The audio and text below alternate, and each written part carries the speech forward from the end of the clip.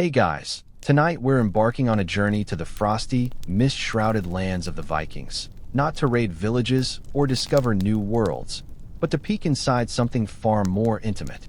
Imagine, if you will, the biting chill of the North Sea wind whipping around you as you stand on the shores of a fjord, the longboats rocking gently, almost imperceptibly, in the distance.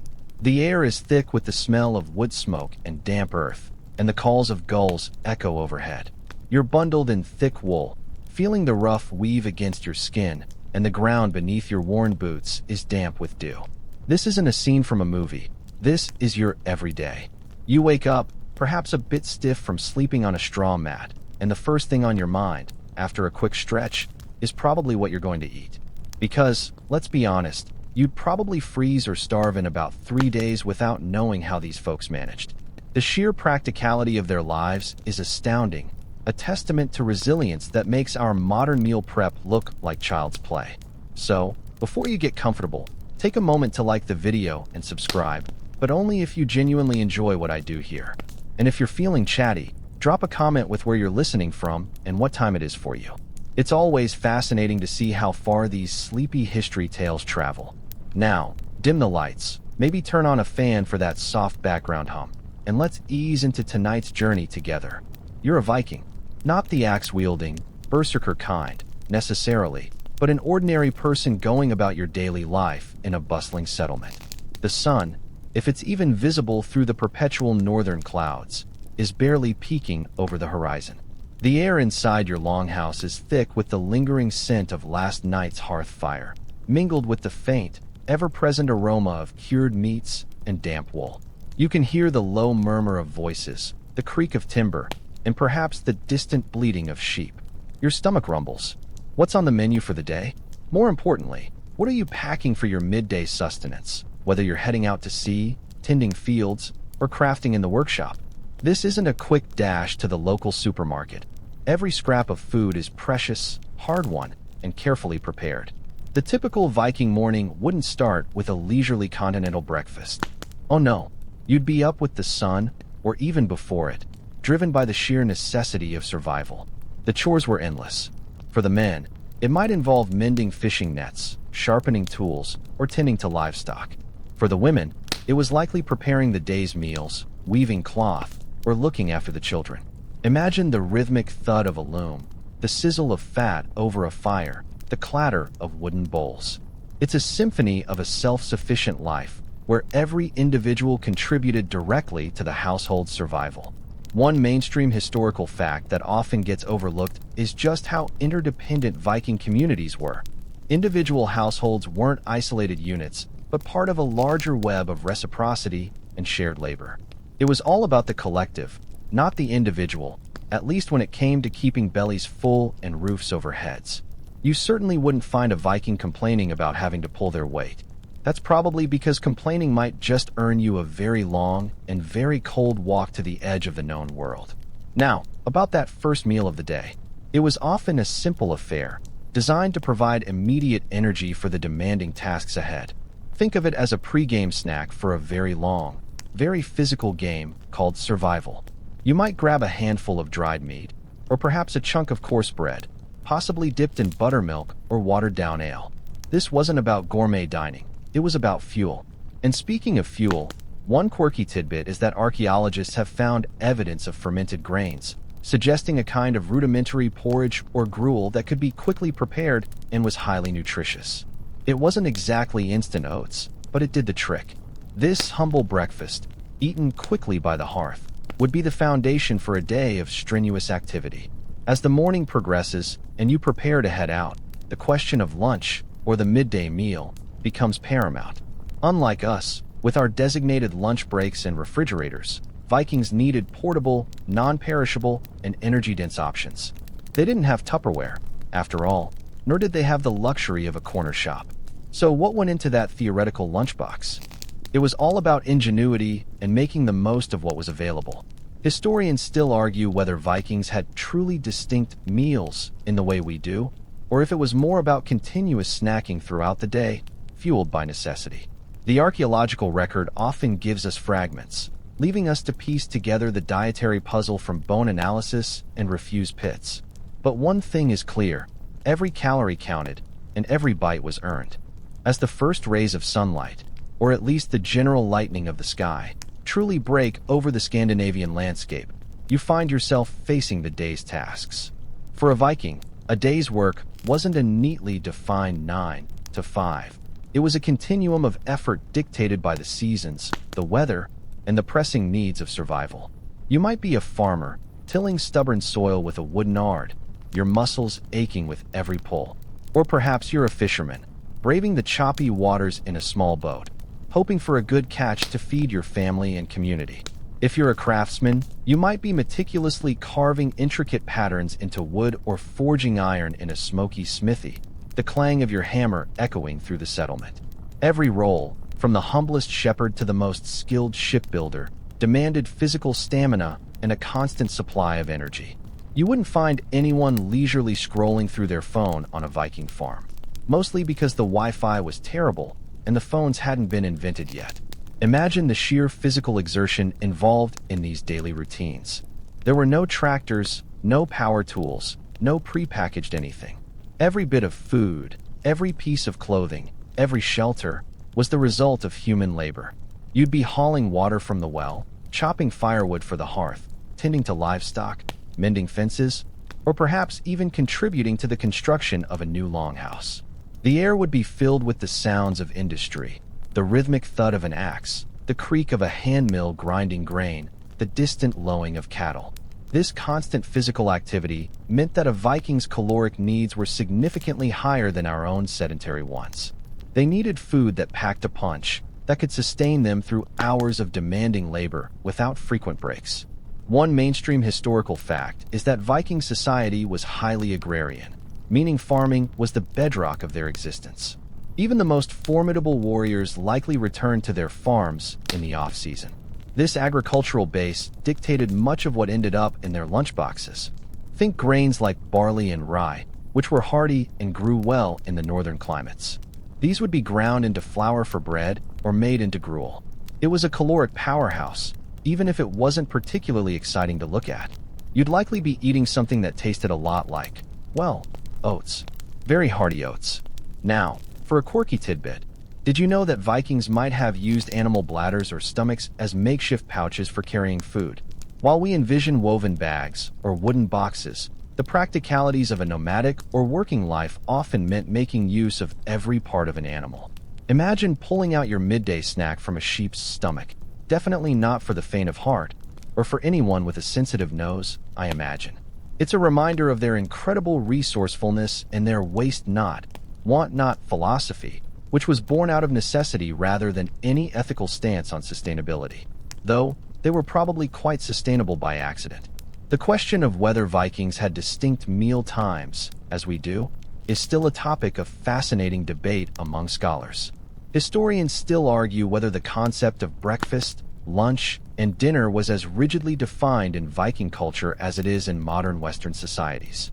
It's more likely that people ate when they were hungry and when food was available, especially during periods of intense labor. This might mean smaller, more frequent portions throughout the day, rather than 3 structured sittings. So, your lunchbox wasn't necessarily for a designated lunch break, but rather for a convenient way to carry sustenance that could be consumed on the go, perhaps while herding sheep on a windswept hill or while patching a sail down by the docks. The portability of food was key, as was its ability to withstand varying temperatures and bumpy travels. No refrigeration, remember, and certainly no insulated lunch bags. Just raw, practical, durable provisions designed to fuel a life lived largely outdoors and always on the move. Given the rigorous demands of their daily lives, the contents of a Viking's lunchbox had to be supremely practical. We're talking about food that was not only nutritious but also easily portable, resistant to spoilage, and didn't require refrigeration. Forget your artisanal sourdough and avocado toast. Vikings needed fare that could withstand a long day on the move, whether that was a march through dense forests, a choppy sea voyage, or hours spent toiling in the fields. The primary goal was sustenance, not gourmet delight. You wouldn't be packing a delicate fruit tart for a trip on a longship, unless you wanted to see it become an unidentifiable, sticky mess before you even cleared the fjord. So, what did this practicality look like in terms of actual food items? Think dried, smoked, or salted goods. These were the workhorses of the Viking diet. Meat and fish, prepared through these preservation methods, became incredibly dense sources of protein and fat, perfect for providing sustained energy. Imagine gnawing on a piece of dried cod, stiff as a plank, or a strip of smoked mutton, its flavor intense and satisfyingly savory. These weren't just snacks, they were miniature fuel cells, packed with everything a hard-working body needed. One mainstream historical fact is that drying was one of the most common and effective methods of food preservation for the Vikings. The cold, dry air of Scandinavia, especially during winter, provided ideal conditions for air-drying fish and meat, turning them into long-lasting provisions. This natural process was vital for ensuring food security through the lean months and for equipping travelers and warriors. It's essentially nature's freeze-drying, but without the fancy machinery. You just needed a good strong rope and a favorable breeze. For a quirky tidbit, consider pemmican, a food often associated with Native American tribes, but variations of which likely existed in many cultures with similar needs. While not explicitly Viking pemmican, the concept of a highly caloric, portable food made from dried meat, rendered fat, and sometimes berries, fits perfectly with their practical approach. Imagine a Viking version. Pounded dried venison mixed with bear fat, and perhaps some wild lingonberries for a touch of tartness. It wouldn't be pretty, but it would certainly keep you going, like an energy bar for the truly committed. You might even find yourself enjoying it after a few days without a hot meal. Historians still argue whether Vikings intentionally made travel rations as distinct from their everyday preserved foods, or if all preserved food simply was travel food by its very nature. It's plausible that certain items were more commonly set aside for journeys due to their extreme portability and calorie density, while others were more for general pantry stock. Regardless, the emphasis was on efficiency. You wouldn't want to carry anything heavy or bulky that didn't provide maximum nutritional return. This meant shying away from fresh produce, which was perishable and mostly water, in favor of concentrated goodness. Your lunchbox was essentially a survival kit, designed to keep you functioning in a world that didn't tolerate weakness or inefficiency. Every ounce of weight, every morsel of food, was carefully considered for its contribution to your ability to survive and thrive. When we talk about the bedrock of the Viking diet, and thus a core component of their lunchbox, we absolutely have to talk about grains. Specifically, barley and rye were the superstars of their agricultural world. These weren't just common crops. They were the caloric backbone of Viking survival. Imagine vast fields of these hardy grains, swaying in the northern winds, representing the difference between a full belly and gnawing hunger during the long, dark winters. You wouldn't find a Viking complaining about having too much barley. It was literally their lifeblood. These grains weren't eaten in delicate pastries or fluffy white bread. Oh no, we're talking about coarse, heavy bread, often a flatbread, sometimes baked on a griddle over an open fire, sometimes cooked directly on hot stones. This wasn't the kind of bread you'd slice for dainty sandwiches. It was dense, robust, and designed to keep you feeling full for hours. Imagine tearing off a hunk of it, still warm from the hearth, its earthy aroma filling your nostrils. It might have been a bit crumbly, possibly even a bit chewy, but it delivered the necessary energy to swing an axe or row a longship all day.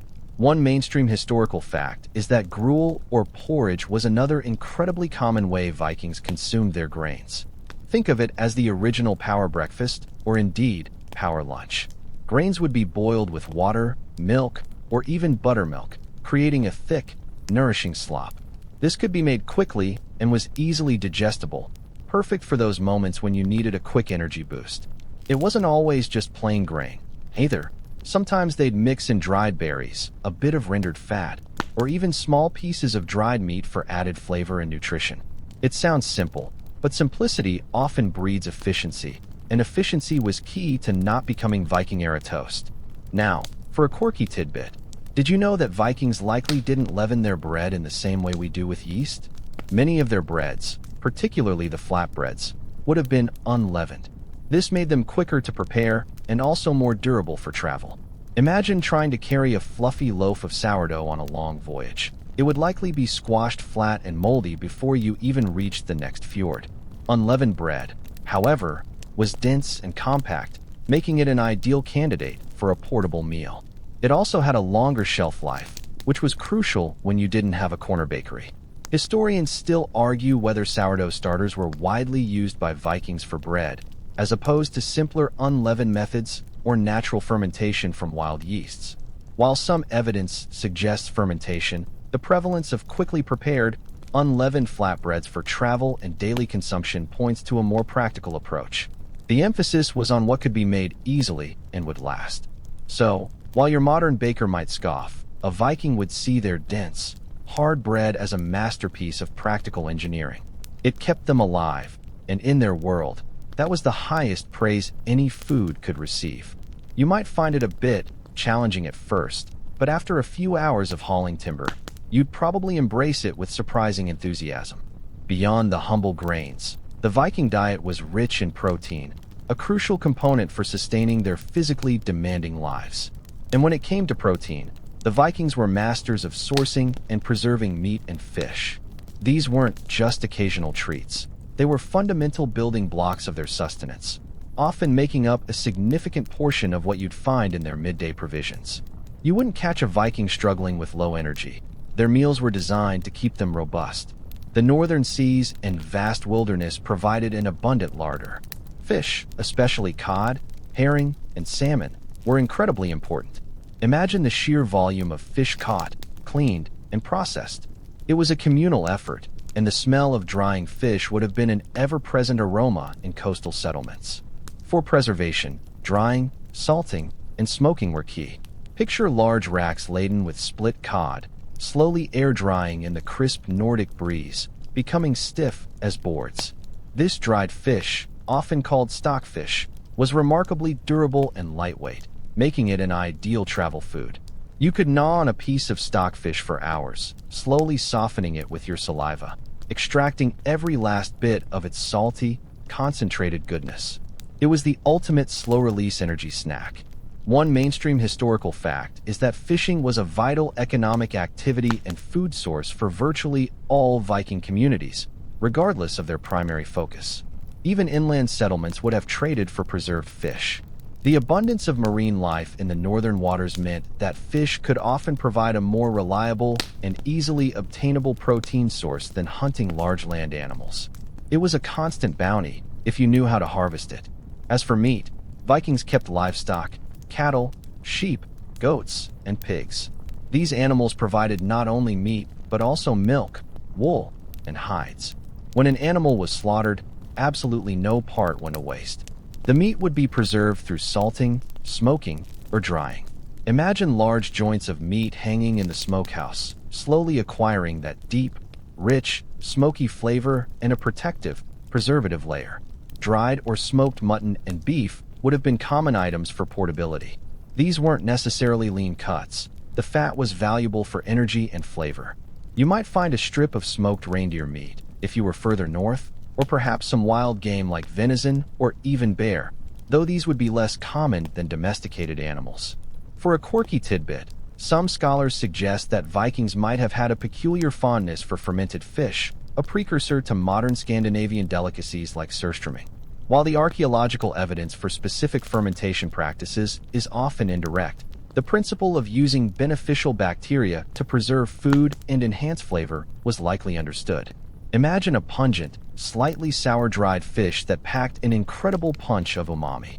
You might wrinkle your nose at the thought, but to a Viking, it was a perfectly good way to get through a long, lean winter or a tedious journey. It definitely wasn't for the faint of nose, but it certainly did the job.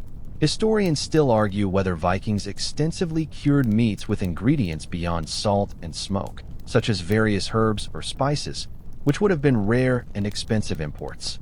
While basic preservation methods were widespread, the use of exotic flavorings would have been limited to the very wealthy or specific celebratory contexts. For the everyday lunchbox, simplicity and efficacy were king.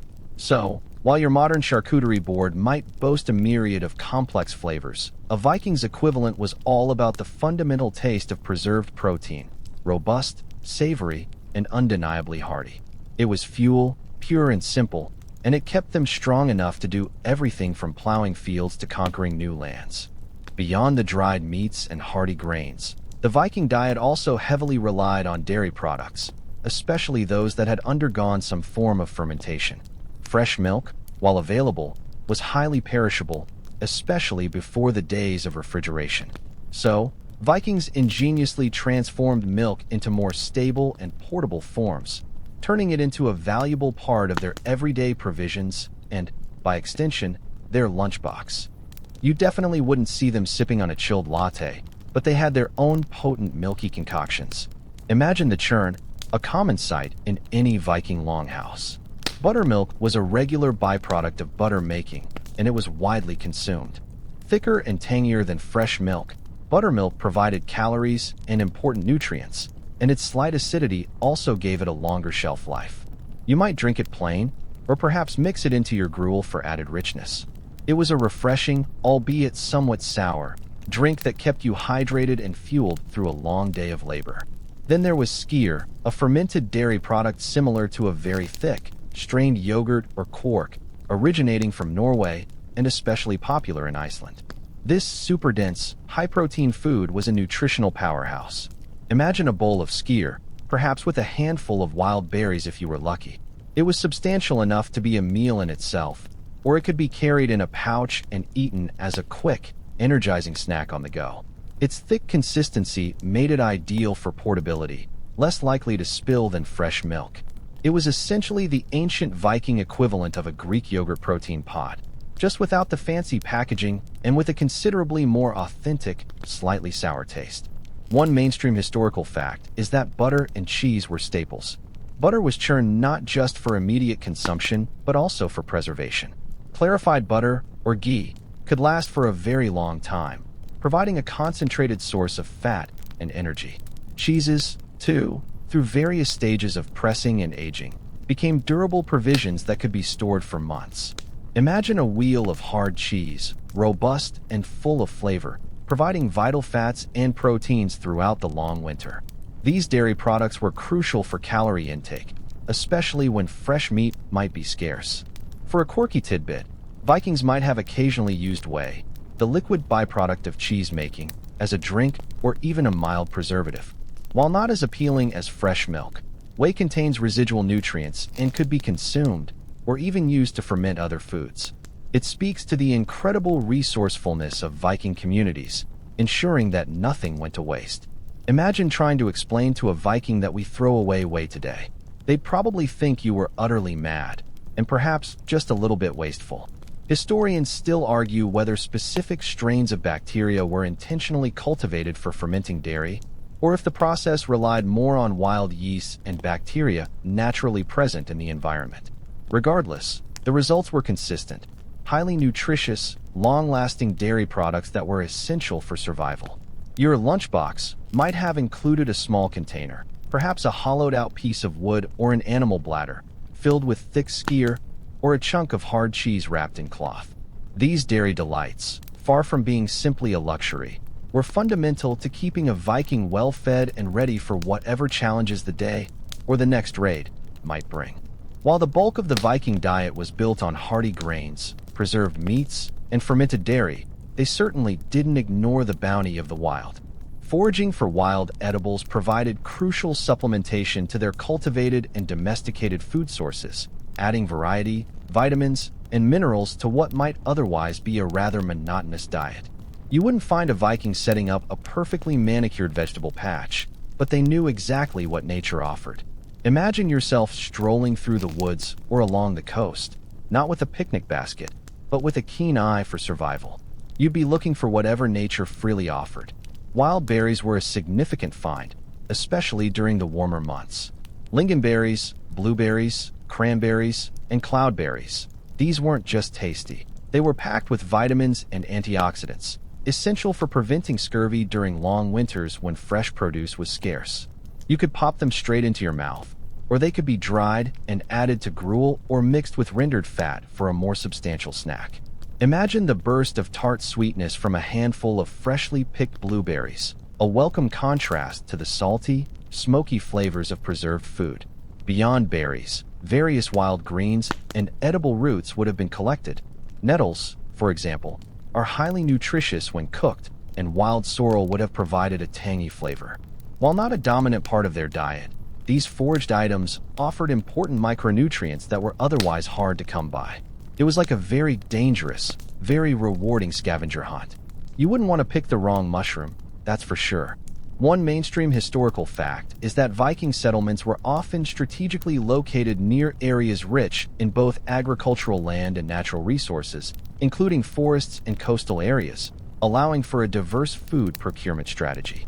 This combination of farming, fishing, hunting, and foraging maximized their chances of survival and thriving in a sometimes harsh environment. They didn't just build wherever they wanted. They chose places that could feed them. For a quirky tidbit, consider the use of seaweed. Certain types of seaweed are edible and nutritious, and coastal Vikings might have harvested them. While perhaps not a primary food source, it could have provided valuable minerals and even some fiber. Imagine pulling fronds of dulse or laver from the rocky shore, perhaps drying them to store. It's certainly not something you'd find on most modern dinner tables, but it speaks to the lengths they went to utilize every available natural resource. It's a bit like getting your greens from the ocean, if you can stomach the taste. Historians still argue whether the consumption of wild plants was a consistent part of the Viking diet or more of an emergency measure during lean times. While we know they had knowledge of edible plants, the systematic cultivation of vegetables in gardens wasn't as prevalent as grain farming. It's likely a mix: everyday foraging for small supplements, and more intense gathering when other food sources dwindled. Your lunchbox on a foraging day might have included a small pouch of dried berries or some hard, preserved root vegetables, offering a momentary taste of nature's wild larder. These seemingly minor additions played a crucial role in preventing nutritional deficiencies and adding a touch of welcome freshness to an otherwise hearty but unvaried menu. It was all about maximizing calories and nutrients from any source available. While the Viking diet was certainly hearty and practical, the concept of sweet treats was vastly different from our modern sugar-laden indulgences. You wouldn't find a Viking craving a chocolate bar or a slice of cake. Their sweetness came from more natural, often seasonal, sources. When it comes to the lunchbox, any sweet additions would have been rare and highly prized. The primary source of natural sweetness was, without a doubt, berries. As we touched upon earlier, wild berries like blueberries, lingonberries, cranberries, and cloudberries were gathered in abundance during their short season. These weren't just for immediate consumption, they could also be dried. Imagine a small pouch of dried berries, slightly shriveled but intensely flavorful, providing a welcome burst of tart sweetness during a long journey or a dreary winter day. They were like nature's very own, slightly chewy, vitamin gummies. Beyond berries, the most significant source of concentrated sweetness was honey. Beekeeping was practiced, or at least the harvesting of wild honey, making it a valuable commodity. Honey wasn't just a sweetener. It also had preservative qualities and was used in mead production, a fermented alcoholic beverage. A small comb of honey, or a pot of it, would have been a luxury. You might find a Viking occasionally spreading a thin layer of honey on a piece of coarse bread, savoring the rich, golden sweetness. It was a rare indulgence, a caloric boost, and a delightful contrast to the usual savory fare. One mainstream historical fact is that honey was a highly valued commodity in Viking society, not just for its sweetness, but also for its use in brewing mead, which held cultural and ceremonial significance. Its value meant it wasn't an everyday food item for most, but rather reserved for special occasions or as a concentrated energy source when needed. It wasn't something you'd just leave lying around. It was carefully stored and rationed. For a quirky tidbit, it's worth noting that fruit cultivation was limited in the harsh northern climate. While some apples or plums might have been grown in more sheltered areas, they weren't a widespread part of the diet. This meant that sweet flavors predominantly came from foraged berries or the precious honey. Imagine longing for a fresh apple and having to settle for a handful of dried lingonberries. It really puts our fruit bowls into perspective. So, if you were dreaming of a fruit salad, you were probably in the wrong century. Historians still argue whether Vikings added natural sweeteners like honey or even specific sweet herbs to their everyday gruels and porridges to make them more palatable, or if such additions were primarily for celebratory dishes. It's likely that a small amount of honey, if available, would have been used sparingly to enhance the flavor of plainer foods, but not to the extent we might sweeten our breakfast cereals today. So, while your Viking lunchbox wouldn't contain a sugary dessert, the occasional inclusion of dried berries or a tiny dollop of honey would have been a much appreciated treat, a little ray of sweet sunshine in a world of practicality. These small comforts were deeply savored, reminding you that even in a harsh world, there were moments of simple, natural pleasure to be found. Just as important as what was in the Viking lunchbox was what they had to drink. Hydration was crucial for anyone engaging in such strenuous daily activities. Forget sparkling water or sugary sodas. Viking beverages were all about practicality, energy, and sometimes a little bit of comfort. You certainly wouldn't find a vending machine out on the fjord. The most fundamental drink, of course, was water. Fresh, clean water from streams, rivers, or wells would have been the primary thirst quencher. Imagine bending down to a cold, clear stream, cupping your hands, and drinking deeply. This was the simplest and most readily available option, especially when working close to a water source. However, carrying large quantities of water for a full day of work or travel was impractical, so other solutions were needed. For more sustained energy and a boost in calories, ale and mead were incredibly common. Now, don't imagine these as purely recreational drinks in the way we think of beer or wine today. Viking ale was often low in alcohol content, more akin to a nutritious, slightly fermented gruel than a strong modern beer. It provided calories, was safer to drink than potentially contaminated water, and could even have some nutritional value from the fermented grains. You might find yourself reaching for a horn of ale multiple times a day, not to get tipsy, but to keep your energy levels up. It was essentially their sports drink, but with a lot more character. One mainstream historical fact is that ale was a staple beverage for all ages and social classes in Viking society. It was consumed daily and was a significant source of calories. The brewing process also made it safer than unboiled water, as fermentation killed off many harmful bacteria. This wasn't just a drink, it was a fundamental part of their diet. Mead, brewed from honey and water, was generally a more prized and stronger alcoholic beverage, often reserved for feasts, celebrations, or special occasions.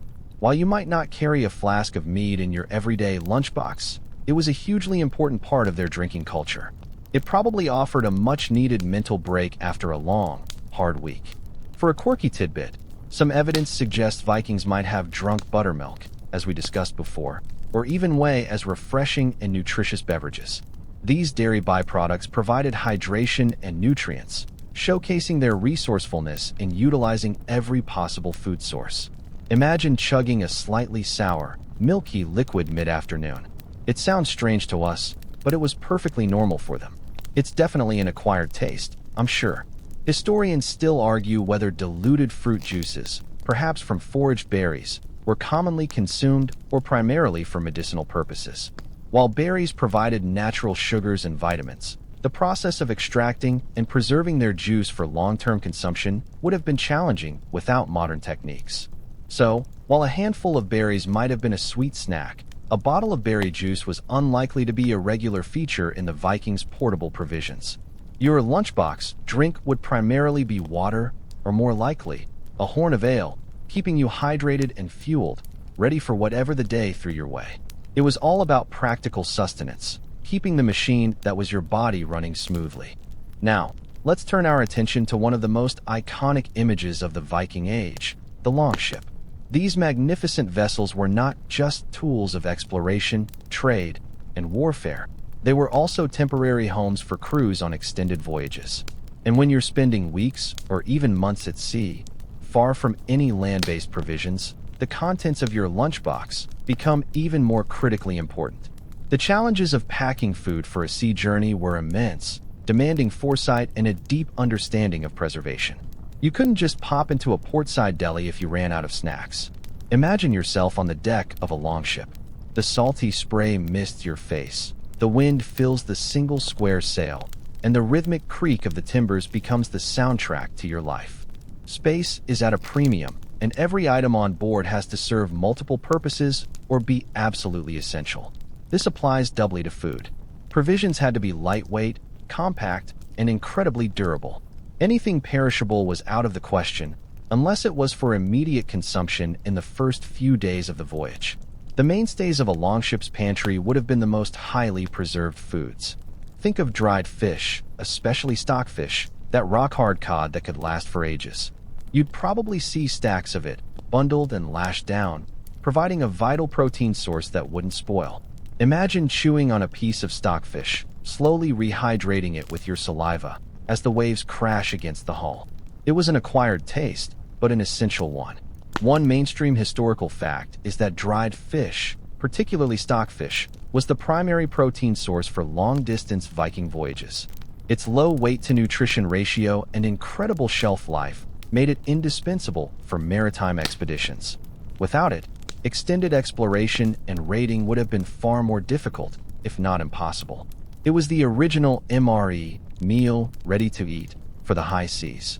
Dried meat, typically beef or mutton, would also be on board, salted or smoked. These cuts were packed with calories and could withstand the damp, confined conditions of a ship's hold.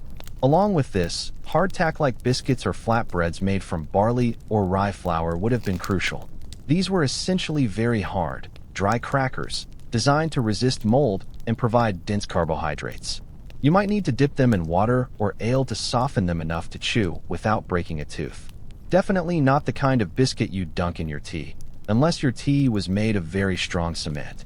For a quirky tidbit, it's believed that Vikings might have carried small quantities of dried berries, or even a little honey as concentrated energy boosts or to combat scurvy on longer voyages, though these would be precious and rationed carefully. Imagine the morale boost from a handful of sweet, tart berries after weeks of salty, dried provisions. It would have been like finding gold. Historians still argue whether Vikings had dedicated cooks or specific cooking arrangements on longships beyond simple warming or rehydration. Open fires on wooden boats were extremely hazardous, so most food preparation would have been cold or minimal.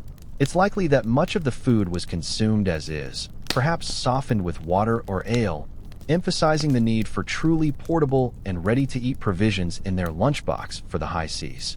Your meal would be a practical affair, eaten while bracing against the rolling waves, ensuring you had the strength to row, navigate, and if necessary, fight. Survival dictated every bite. While we often picture Vikings out on their daring voyages or in the heat of battle, the reality for most was a cycle dictated by the seasons, especially the long, dark, and often brutally cold winters. This meant that food preservation wasn't just a useful skill, it was an absolute necessity for survival. The lunchbox of winter, or more accurately, the winter larder, was built on foresight, hard work, and ingenious methods passed down through generations.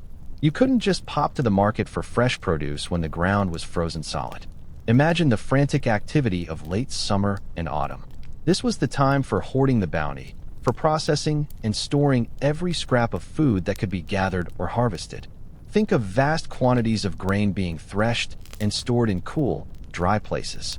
Animals would be slaughtered, not just for immediate feasting, but primarily for their meat to be preserved. Every berry picked, every fish caught, every drop of milk churned, was done with the looming specter of winter in mind. It was a race against time, a desperate effort to build up enough stores to last until the meager spring. The most common preservation methods, as we've touched upon, were drying, salting, and smoking. These were vital. Dried fish and meat could last for months, if not years, in the right conditions. Imagine row upon row of stockfish hanging in specialized drying sheds, or strips of cured meat suspended over smoky fires, slowly taking on that rich, deep hue and flavor. Salt, a precious commodity, was used to draw out moisture from meat and fish, inhibiting bacterial growth. It was a painstaking process, but a life-saving one. One mainstream historical fact is that food preservation was a community effort. Large-scale slaughtering and processing of animals, as well as fishing and foraging, often involved the entire household or even multiple families working together. This communal labor ensured that enough provisions were secured for everyone to survive the lean months, highlighting the strong social bonds within Viking communities. It was literally all hands on deck. For a quirky tidbit, consider the use of root cellars or earth cellars. While not as glamorous as smoking meat, burying certain root vegetables like parsnips or carrots in sand or dry soil could preserve them for a surprisingly long time through the winter. The cool, stable temperatures and protection from frost prevented spoilage, offering a small but vital source of vitamins when other fresh foods were gone. Imagine digging into the earth in the dead of winter, pulling out a perfectly preserved carrot, a true treasure. It probably tasted like victory. Historians still argue whether Vikings used specific low-temperature fermentation techniques beyond basic brining for certain foods, similar to how some traditional cultures preserve vegetables. While explicit archaeological evidence for sophisticated fermenting pits for vegetables is scarce, the general principle of fermentation for preservation, particularly with dairy and grains, was certainly understood. The overall goal was simple: to make food last. So, while your lunchbox of winter might have been a bit empty of fresh fare, the well-stocked larder ensured that calories and sustenance were available, even if they came in a more concentrated, preserved form. It was a testament to their resilience and ingenuity in the face of nature's harshest challenges. While daily life for Vikings was undoubtedly focused on survival and sustained effort, it wasn't all gruel and dried fish.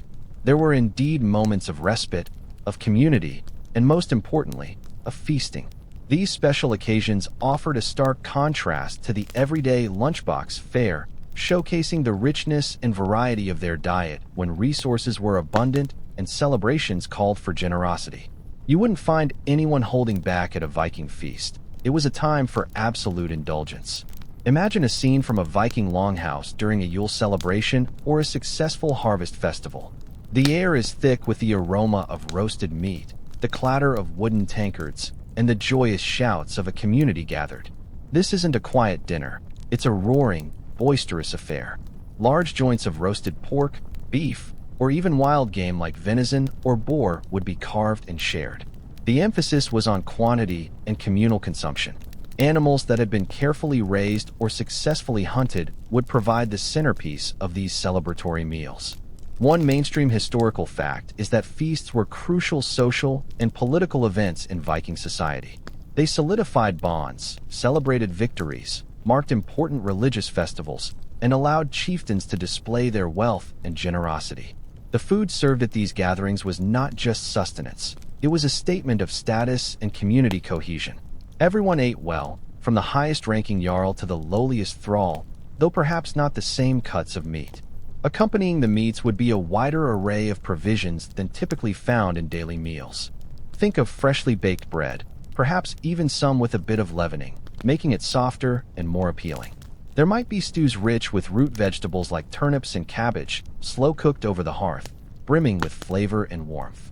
If it was the right season, fresh berries could make an appearance, perhaps even combined with honey for a rare, sweet treat. And, of course, the mead and strong ale would flow freely, adding to the merriment and loosening tongues for sagas and songs.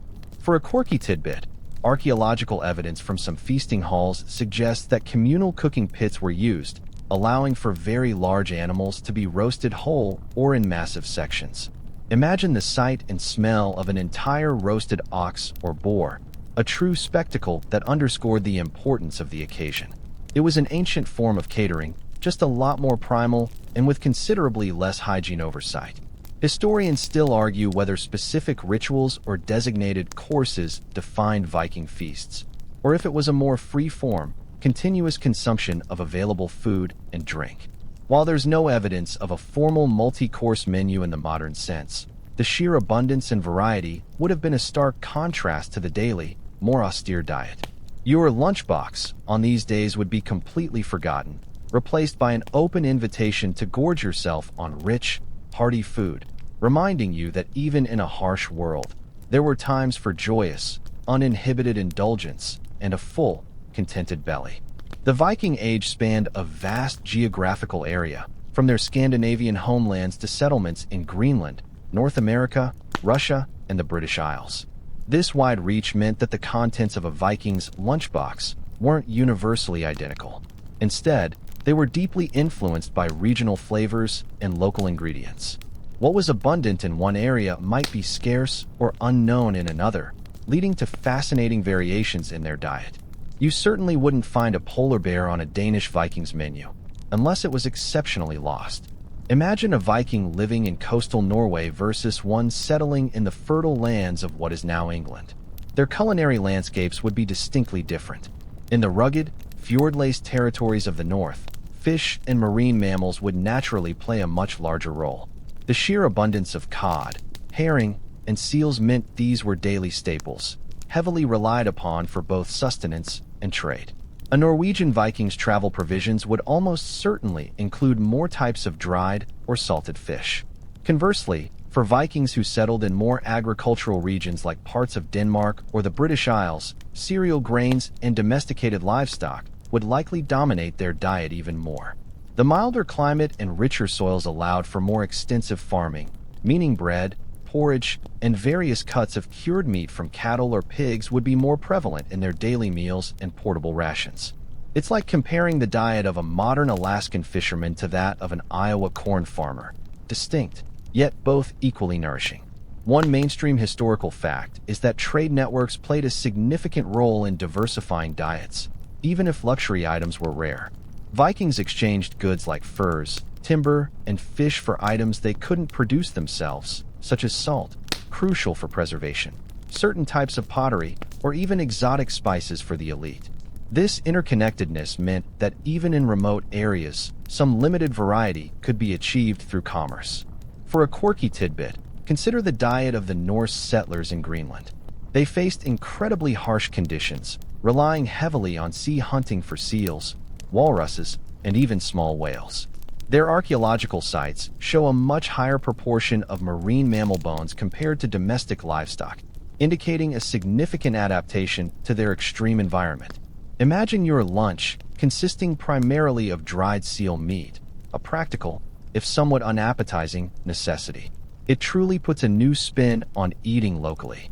Historians still argue whether the dietary adaptations of Vikings in newly settled lands represented a conscious effort to integrate local foodways, or simply a pragmatic necessity driven by available resources. It was likely a blend of both. They would utilize familiar preservation techniques on new food sources, while also adopting some local methods from indigenous populations they encountered. So, while the core principles of preservation and energy-dense food remained constant, the specific ingredients in your Viking lunchbox were a culinary map of where you called home, a testament to the ingenuity and adaptability of these resilient people in securing their daily bread or fish, as the case may be. Having talked about what went into the lunchbox, it's important to understand how that food was prepared. The Viking kitchen was far from what we consider a modern culinary space. It was a practical, often smoky, and incredibly efficient environment, primarily centered around fire and hearth. You wouldn't find any microwaves or fancy blenders here, just raw ingenuity and the warmth of an open flame. Imagine stepping into a Viking longhouse. The very heart of the home, both literally and figuratively, was the long hearth running down the center of the main hall. This wasn't just for warmth, it was the primary cooking surface. Smoke would rise to openings in the roof, sometimes a simple hole, sometimes a more elaborate vent, creating an ever-present, pungent atmosphere. Cooking was communal, often involving multiple generations working together. Most Viking cooking involved boiling, roasting, or baking directly in the embers. Large iron cauldrons, suspended over the fire or placed directly in the flames, would be used for stews, porridges, and boiling meats or fish. Imagine the rich, earthy aroma of a slow-simmering stew, bubbling away for hours, its contents a mix of whatever was available: meat, root vegetables, grains, and perhaps some wild herbs. This kind of one-pot cooking was incredibly efficient, maximizing both fuel use and nutrient extraction. One mainstream historical fact is that earthenware pots and iron cauldrons were the primary cooking vessels for the Vikings. These durable, heat-resistant containers allowed for slow cooking methods that tenderized tough cuts of meat and made grains more digestible. They were heavy, practical, and essential tools for daily sustenance. Roasting meat on spits over the open flames was common, especially for larger cuts or during feasts. Imagine the fat dripping into the fire, sizzling and sending up plumes of delicious smoke. Flatbreads would be baked on hot stones or griddles placed directly over the embers. This simple method allowed for quick preparation of portable bread, perfect for a lunchbox when you needed something fast and filling. You definitely wouldn't be fussing over precise oven temperatures. For a quirky tidbit, it's worth considering that Viking cookery would have been characterized by a distinctly smoky flavor in almost everything. Because most cooking happened over open wood fires within enclosed longhouses, food would naturally absorb the smoky essence, making it a ubiquitous taste. It was an involuntary seasoning that permeated every meal, a constant reminder of the warmth and heart of the home. So, if you don't like smoky flavors, you'd have been in for a rough time. Historians still argue whether Vikings had dedicated kitchen areas within their longhouses, or if the central hearth served all domestic purposes for cooking, eating, and gathering. While specific hearths might have been designated for food preparation, the fluid nature of their living spaces suggests that the Viking lunchbox wasn't just a collection of food items. It was a testament to survival, ingenuity, and a deep understanding of their environment. Beyond the practicalities of portable provisions, the choices Vikings made about what to eat, how to prepare it, and how to preserve it had profound implications for their health, their society, and their ability to forge a lasting legacy. You might consider it a very simple diet, but its simplicity was its strength. Think about the sheer resilience embodied in every piece of dried fish or hunk of coarse bread.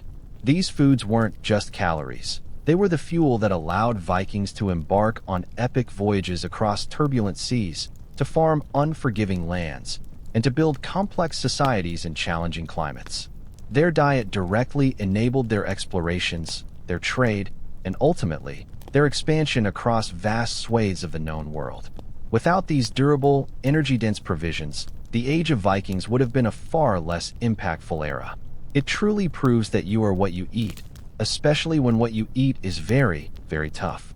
One mainstream historical fact is that the Viking diet, while sometimes monotonous by modern standards, was generally highly nutritious, providing essential proteins, fats, and carbohydrates necessary for a physically demanding lifestyle. Deficiencies, while possible, were often mitigated by their diverse food procurement strategies: farming, fishing, hunting, and foraging. They weren't just eating to survive. They were eating to thrive within their world. Consider the societal implications. The communal effort involved in harvesting, preserving, and preparing food fostered strong bonds within Viking communities. Feasts, as we discussed, were not just about eating. They were about reinforcing social structures, celebrating collective achievements, and sharing abundance. The lunchbox, in its humbler daily form, represented the individual's preparedness to contribute to this collective effort, to be self-sufficient enough to pull their weight. It was a silent pact of sorts, a promise to be ready for the day's demands. For a quirky tidbit, it's fascinating to consider how their diet might have influenced their physical appearance or general health. While dental records sometimes show wear from coarse grains, there's also evidence of relatively robust bone structures. The consistent intake of animal proteins and fats, coupled with a highly active lifestyle, likely contributed to strong physiques. You probably wouldn't find a Viking struggling with modern dietary ailments like type 2 diabetes or obesity, mostly because their daily existence burned through every calorie they consumed, and then some. Their physical activity was their gym membership. Historians still argue whether the dietary patterns of the Vikings contributed to their legendary hardiness and adaptability, or if these traits were more a result of genetic predispositions and cultural conditioning. It's likely a synergistic effect. Their robust diet certainly provided the necessary physiological foundation for their demanding lives, and their cultural values emphasized strength and resilience. So, the next time you pack your own lunch, spare a thought for the Viking lunchbox. It was simple, certainly, but it was anything but boring. It was a vital tool for survival, a testament to human ingenuity in the face of nature, and the very fuel that powered an extraordinary historical era. As the sun dips below the horizon, and the longhouse grows quiet, the sounds of the day begin to fade. The distant bleating of sheep, the gentle rustle of the straw beneath you, the soft crackle of embers in the hearth. Imagine yourself drifting, gently, as the last stories of Viking sustenance settle in your mind. The ancient winds whisper through the trees, carrying echoes of a time when every meal was earned, every provision a small victory against the vastness of the northern lands. Let the images of sturdy bread and dried fish, of salty air and the low hum of life in the longhouse, lull you deeper into relaxation. The world of the Vikings, with its practicalities and its strength, now recedes into the quietude of the past. Rest easy, and may your dreams be filled with calm, historic wonders.